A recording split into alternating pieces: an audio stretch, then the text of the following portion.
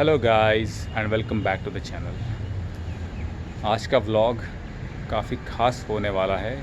आप आज के व्लॉग को व्लॉग भी कह सकते हो और एक एपिसोड भी कह सकते हो, क्योंकि आज इस चैनल की मैं पहली पॉडकास्ट शूट करने जा रहा हूँ। Of course it will be A fitness related podcast और जो गेस्ट हमसे आज जुड़ने वाले हैं वो काफ़ी ख़ास है। उनका नाम है मिस्टर सिद्धार्थ विजय सरपोद्दार। वो एक स्ट्रेंथ एंड कंडीशनिंग कोच है, उसके साथ साथ वो एक केटलबेल कोच भी है, उसके साथ साथ वो एक केटलबेल नेशनल चैम्पियन है स्नैच इवेंट के, और उसके साथ साथ वो मेरे फिटनेस मेंटर और मेरे केटलबेल कोच भी हैं। तो उनके साथ हम आज कुछ फिटनेस मिथ्स के बारे में जानेंगे। मैं उनसे कुछ सवाल पूछूंगा, क्योंकि मुझे जो फिटनेस ट्रेनर्स या कोच या फिटनेस मेंटर्स पता है, सिद्धार्थ सर के साथ मेरी ट्यूनिंग काफ़ी अच्छी है। तो मैंने जब उनसे पूछा कि सर मुझे एक पॉडकास्ट शूट करना है आपके साथ, तो उन्होंने तुरंत हाँ कर दी। तो आइए एंजॉय करते हैं हमारे चैनल का first podcast with mister Siddharth Vijay Sarpoddar. Yes. Okay. So this is my coach, Mr. Siddharth Vijay Sarpoddar, and we are not going to waste a single second. I am just going to jump on the first question right away. Yes. Sir, बोलो. so Yes. पहला प्रश्न आपके लिए, बोलिए. what is fitness? अभी fitness का मतलब वैसे तो बहुत लोगों ने बहुत अलग अलग तरीके से दिया है. Okay. कि मैं बोलूँगा कि फिटनेस का मतलब is only there are two things involve. One is health and one is performance. Okay. अभी जैसे कि health is absence of any illness, जैसे WHO ने भी उसका जो जो डेफिनेशन दिया है.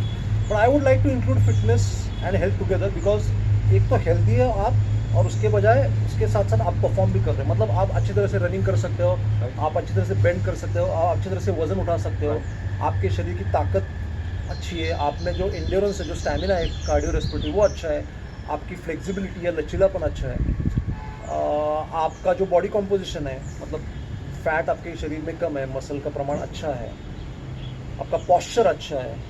तो ये मैं सब फिटनेस में लूँगा. इसके साथ साथ ऑफकोर्स हेल्थ, बीइंग इम्यून आजकल के ज़माने के लिए काफ़ी इंपॉर्टेंट है, जो आजकल चल रहा है.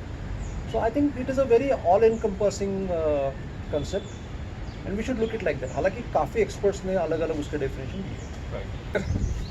तो दूसरा सवाल आपके लिए, does walking have anything to do with fitness? Yes and no. Okay. Because walking is a great activity, no doubt about that. अभी देखो, फिटनेस का मतलब है कि आपका परफॉर्मेंस एनहांस होना चाहिए या बढ़ना चाहिए. राइट. तो अगर कोई आदमी 5 साल से चल रहा है, ओके. मान के चलो कि 5 साल से 10 किलोमीटर चल रहा है, ओके. तो वो वॉकिंग उसके लिए अभी एक्सरसाइज नहीं है, क्योंकि उसका बॉडी उसके लिए अडेप्ट हो गया है. एग्जैक्टली. तो बॉडी को आदत हो गई उसकी. राइट. तो अगर उस समय वॉकिंग के बजाय अगर वो रनिंग करने लगे, Right. तो फिर वो मैं तो बोलूँगा कि उस स्थिति में वो उसके लिए ज़्यादा चैलेंजिंग और ज़्यादा फिटनेस की तरफ जाएगा वो. ओके. इसका तो ये नहीं कि वॉकिंग को मैं कम समझ रहा हूँ. Okay. Walking is a Right. Great activity which should be done by everybody, irrespective whether you are exercising और not. But beyond a particular limit, if you are not doing any competitive walking, जैसे Olympic में भी event होता है competitive walk, that is of course they are great, they are very fit people. Right. और हम लोग जो आम आदमी जो चलते हैं, उसको मैं फिटनेस नहीं बोलूँगा, but yes, maintaining good health, yes, walking is definitely a good activity. Rather than going to buy something on a bike, if you have time, I would rather walk. Right. But walking and fitness उतना correlation नहीं है, but walking and health definitely correlation है. Right. Fitness is basically improvement in performance, जो walking से होता है, लेकिन एक हद के बाद नहीं होगा, क्योंकि you are getting adapted to that. Right. तो सर, ये रहा तीसरा सवाल आपके लिए. Can weight training be done by children and old people? Yes, but under supervision. Okay. देखो, ऐसा है ना कि young children can do weight training, of course, but of course they first, I would suggest that children start playing outdoor games from the age of 3, 4 up to around the age of 10. So first they should have some sports as their main activity. Any ground sport, it may be tennis, it may be indoor court sport, badminton, football, boxing, anything, martial arts, taekwondo. और एक 8-10 साल के बाद they can start weight training. Okay अभी weight training करने से sir, मेरा यहाँ पर एक सवाल है, यस क्योंकि हमारे यहाँ होता क्या है कि काफ़ी पेरेंट्स बोलते हैं कि 12th के बाद जिम ज्वाइन करो। Is it really true that उससे पहले वेट ट्रेनिंग करना गलत है, या फिर वेट ट्रेनिंग करने से आपकी हाइट बढ़ने कम होती है? वेट ट्रेनिंग करना गलत नहीं है, हाइट का और वेट ट्रेनिंग का कोई संबंध नहीं है। Okay. हाइट तो एक जेनेटिक कंपोनेंट है Right. जो आपके बोन स्ट्रक्चर और आपकी जेनेटिक जो कोडिंग है उसके हिसाब से होगा। एग्जैक्टली, वेट ट्रेनिंग करके ना हाइट कम होगी ना कोई एक्सरसाइज करके हाइट बढ़ेगी। राइट। जैसे दैट बास्केटबॉल खेलने से हाइट बढ़ता है, बास्केटबॉल खेलने से हाइट नहीं बढ़ता है। Tall people play basketball because it is advantages. Yes, तो एग्जैक्टली। छोटे बच्चे वेट ट्रेनिंग कर सकते हैं। Of course they have to do it under supervision because they are not, उनका फोकस उनका कॉन्सेंट्रेशन इतना अच्छा नहीं होता है, इसलिए उनको किसी ट्रेनर के सुपरविजन के अंदर वो आप वेट ट्रेनिंग कर सकते हैं। Of course start with basic calisthenics like squats, pushups, फिर सब machine based and then they can graduate to free weight training. Okay. But उससे नुकसान कोई नहीं है, हालांकि they have to be supervised. Old people of course need to do weight training because as they get old the posture deteriorates, yes, yes. Bone density कम होती है, injuries के चांसेस बढ़ते हैं। अब मैं ऐसा नहीं बोलूँगा कि वेट ट्रेनिंग करने से इस सब से आप मुक्त हो जाओगे, लेकिन definitely you B fighting better. तो ओल्ड पीपल को या जेरियाट्रिक हम जिसको बोलते हैं, उनको जितना वेट ट्रेनिंग करना जरूरी है उतना योगा भी करना जरूरी है, उतना कार्डियो करना भी जरूरी है, उतना डाइट अच्छा होना भी जरूरी है। लेकिन नहीं करना ऐसा कोई नहीं है, मतलब it should be done by both but under supervision because of course old people also and taking into account the medical problems of old people and after having consulted the doctors. Right. मैं ऐसा नहीं बोल रहा कि doctors को consult करने बिना आप करो, लेकिन अगर डॉक्टर्स ने आपको ऑल क्लियर दे दिया तो under supervision it is better if they do. Right. So, sir, this is our second last question. चौथा सवाल आपके लिए, should running be used for fat loss? Running should not be used for fat loss. Okay. Can running contribute to fat loss? Yes, definitely because you will be burning calories.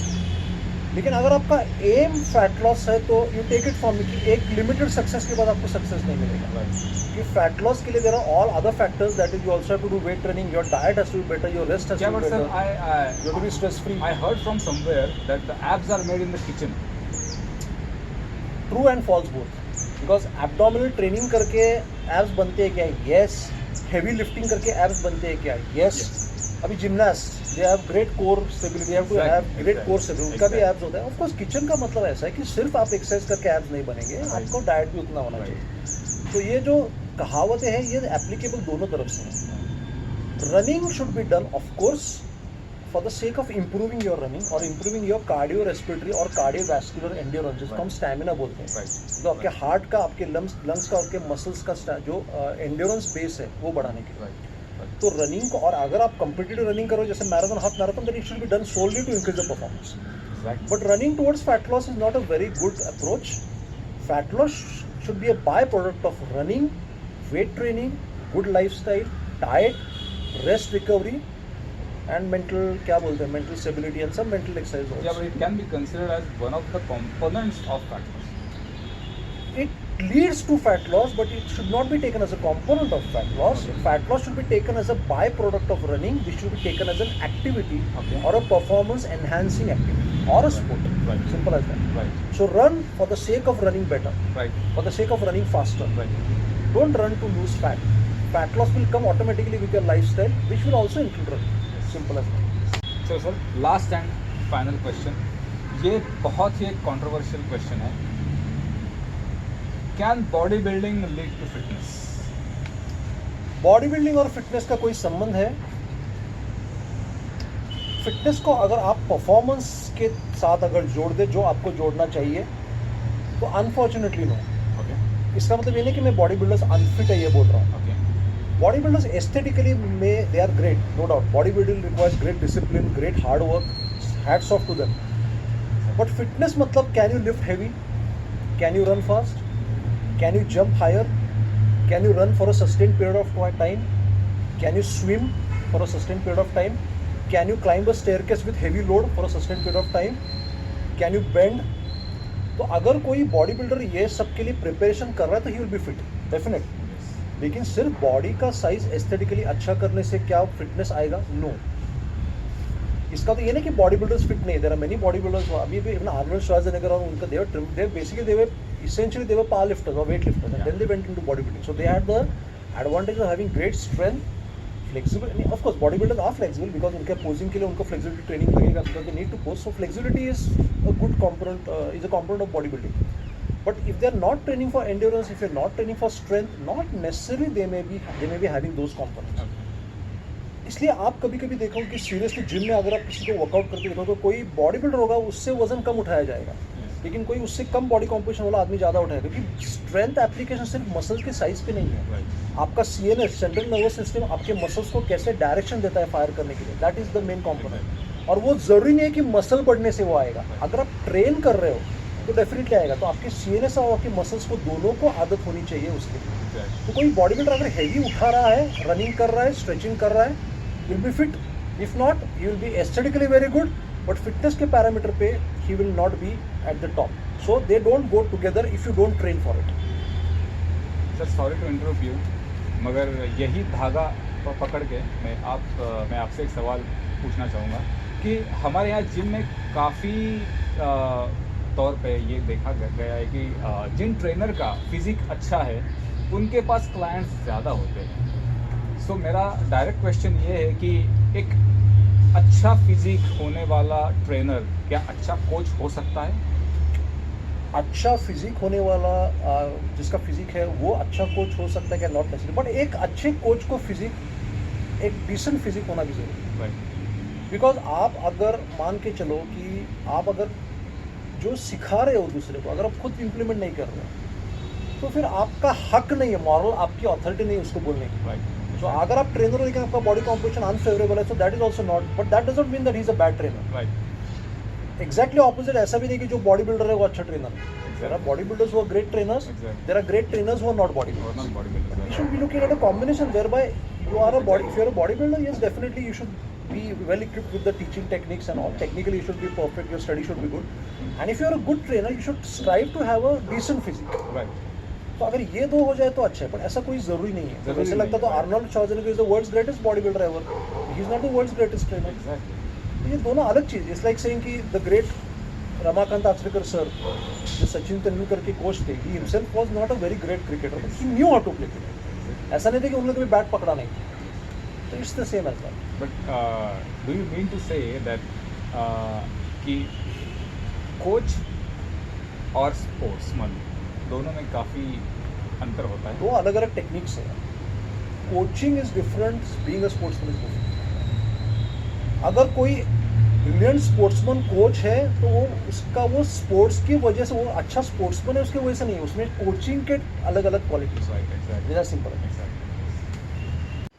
तो guys आपको आज का episode या vlog अच्छा लगा होगा, उम्मीद है मेरी। और सिद्धार्थ सर को थैंक्स, और मैं उम्मीद करता हूँ सर आगे जाके हम बहुत व्लॉग शूट करेंगे फिटनेस के बारे में, क्योंकि लोगों को जानना है और लोगों को थोड़ा एजुकेट करने की कोशिश भी करेंगे। तो guys stay tuned and I will see you soon. Thank you.